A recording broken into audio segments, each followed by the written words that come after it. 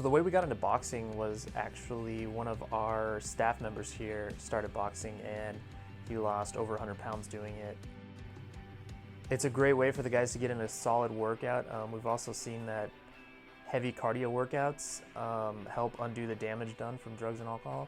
It's also a great opportunity for the guys to practice performing under pressure. When the guys are sparring, you know, that's a pretty serious situation, and to see the guys go from clamming up and kind of not knowing what to do to learning how to handle themselves in those high pressure situations, it correlates well to the real world. When they're put under pressure, they've been there before in a safe environment and they've responded well, and the more we do that, the more it builds up like a muscle memory. It just helps them build up their coping mechanisms.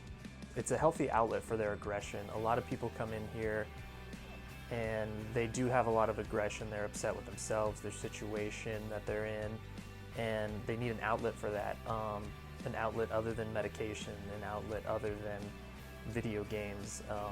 This is a real physical, tangible outlet, and it's a new experience for them, and we also get to coach them on how to deal with new experiences.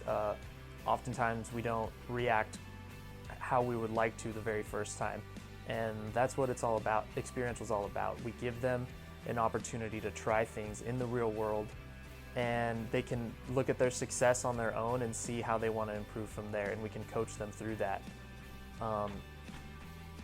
The basis of experiential is they get to do an activity, go back, review their performance with us, and see where they can improve.